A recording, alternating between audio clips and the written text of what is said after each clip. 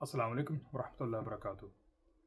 2017 और 2023 के शुमारे के मुताबिक, शुमारियात जो गवर्नमेंट स्टैटिक्स करती हैं उनके मुताबिक, यूरोप के अंदर जिसमें 10 मेन कंट्रीज आते हैं, France, Spain, Germany, all those, 40 lakh से ज़्यादा इंडियन जो कि हिंदी उर्दू बोलते हैं वो, और 10 लाख से ज़्यादा पाकिस्तानी जो कि उर्दू ज़ुबान बोलते हैं या उससे मिलती जुलती लोकल पंजाबी बोलते हैं, वो यूरोप के अंदर रहते हैं। इन सारे कंट्रीज के अंदर वो लीगल या इलीगल इमिग्रेंट्स हैं, वहाँ पर रेफ्यूजीज हैं, वो रोज़गार की तलाश में अपने मुल्क की इकानमी से तंग आकर वहाँ चले जाते हैं। ये लोग जो उधर जाते हैं ये वहाँ की गवर्नमेंट के रहमो करम पे होते हैं। तो वहाँ की गवर्नमेंट की कुछ स्कीम होती है कि अगर आप इतना अरसा इधर रहते हैं या ये चीज़ें लेकर आते हैं, या उनके लॉज हैं, कानून हैं कि हम आपको लीगल स्टेटस किसी न किसी सूरत में देंगे, आप यहाँ रह सकते हैं।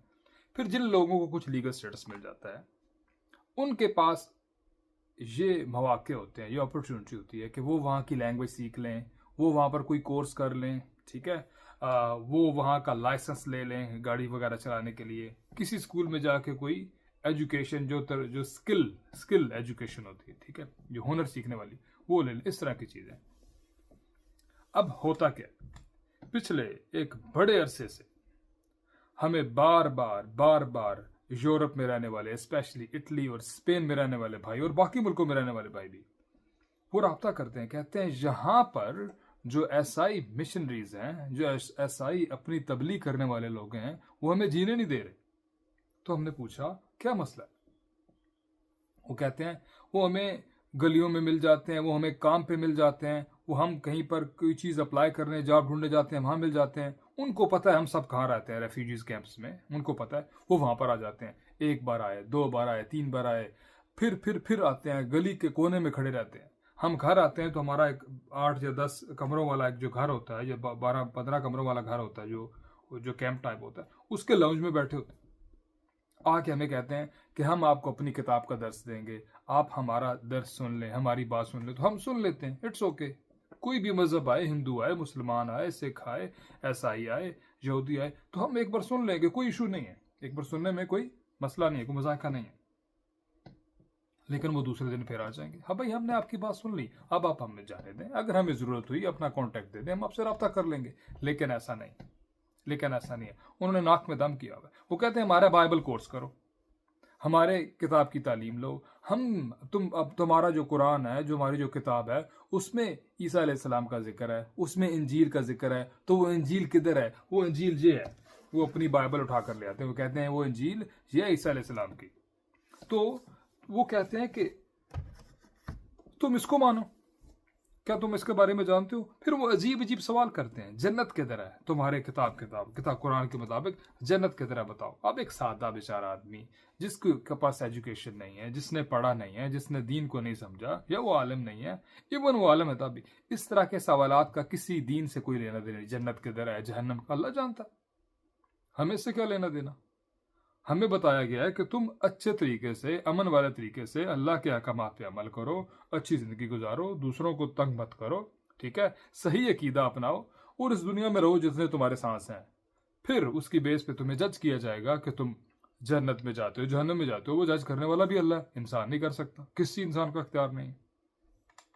तो इन्होंने इतना तंग किया हमारे उन बच्चों को, हमारे जवानों को, कि ढेर सारे उनमें से उनका बाइबल कोर्स इनके चर्चेज में जाके करने में मजबूर हो जाते हैं। उनको लालच देते हैं कि तुम्हें डॉक्यूमेंट्स बनवा के देंगे।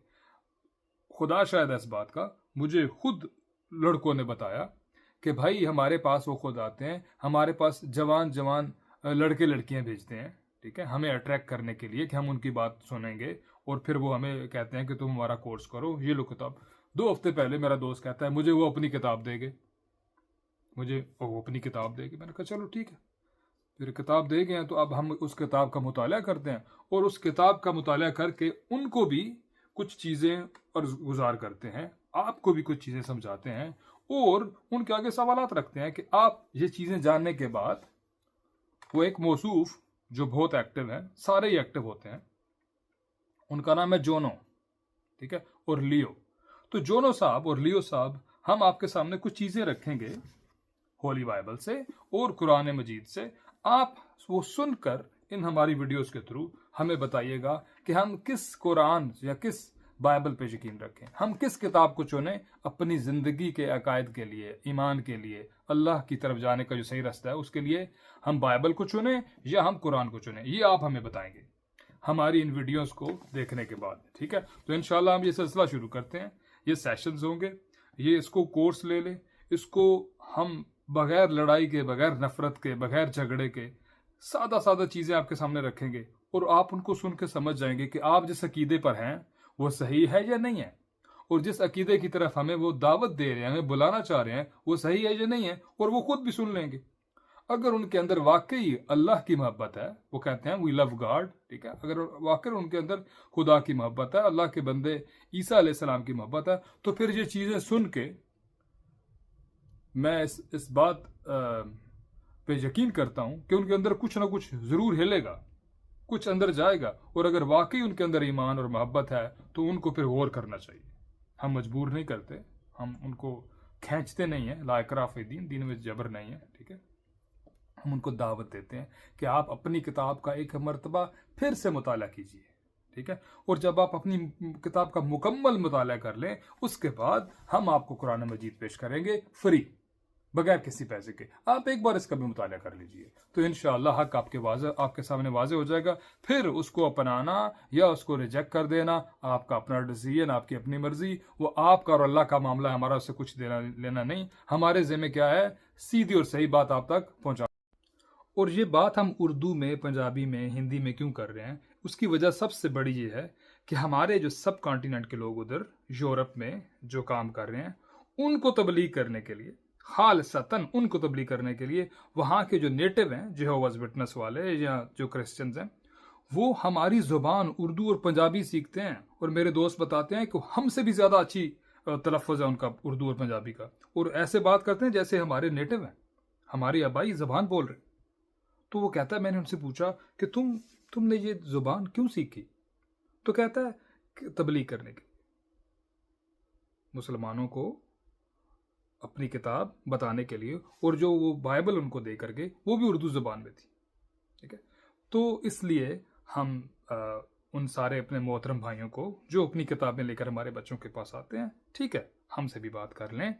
हम उलमा तो नहीं है, मैं तो दावा तो नहीं करता हूँ मैं आलम हूँ, मैं स्टूडेंट हूँ।